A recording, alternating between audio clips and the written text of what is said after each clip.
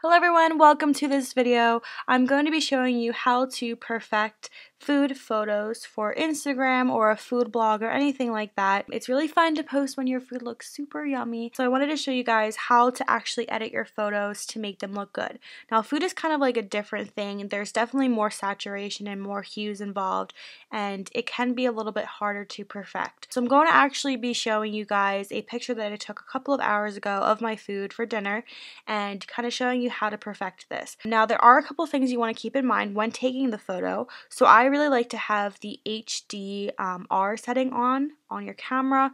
It's super easy if you have an iPhone, and it's right on the top. It's a little bar. Another thing that you want to do is have really good lighting. So if you can get some natural lighting or change your light bulbs to be more of a daylight light bulb, which you can get at Walmart, and you'll be set there. Lastly, you want to make sure to have a nice background. It might be just your countertop. If you have nice countertops, some people go and get a small slab of marble or a cutting board or some slate, anything like that. Yeah, so those are kind of some tips.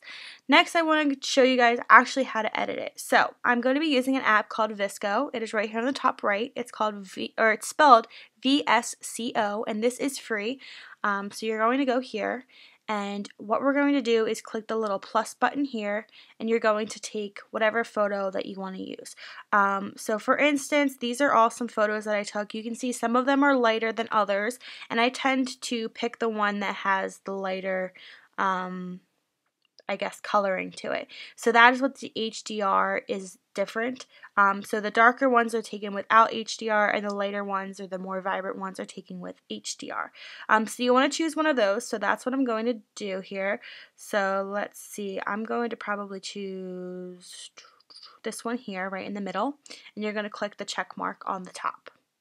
And then you're going to click this little bar here on the bottom. Okay, and then this is what you're working with. So the first thing I like to use is the filter called A5. It kind of just adds a little bit of contrast and some cool tones to your photo, which I tend to really like. This is free in the App Store, so yes, or it's free in the app. And then I bring this down to kind of like a mid-range, so maybe about a 5. It depends on how your photo is taken and the lighting in your photo. Next, you're going to go down here, and you're going to get all of these options here. So it's the second option there, okay? I'm going to go to contrast and boost that up just a little bit. You don't want too much, but it definitely does bring the food out a little bit more. Next thing I do is I crop it, especially if you want to do an Instagram photo. I would recommend 1 by 1, and you can kind of zoom in as much as you'd like for your photo. So this is what I'm going to do here. Something like that, and then click the check mark. Then you can kind of see if you need to adjust it or whatnot. Next, what I'm going to do is I'm going to go to sharpen, and I'm going to sharpen it a little bit. It just kind of makes everything kind of show a little bit better. I also go to clarity and bump that up, but not too much, okay? Saturation you can play around with. If you feel like you need it, you can. If anything, I just do like a little tiny bit. Not too crazy, okay? Next, I scroll down to temperature. I typically will put the temperature down just a tad. I find that the warm tones are a little bit too intense sometimes.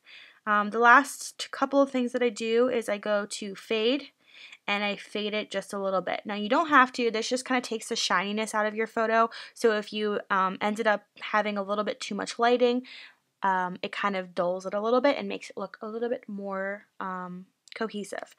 So then all you have to do is go to save, and then come down here to the little dots and save to camera roll. And that is how you enhance your food photos. I hope you guys found this helpful. If you did, definitely let me know down below if you would like different sorts of photo editing tutorials, and if so, which ones. Thank you guys for sticking with me. I know it's been a long time. But yeah, I will link all of my updated social media if you want to check me out there. Thank you guys. Bye.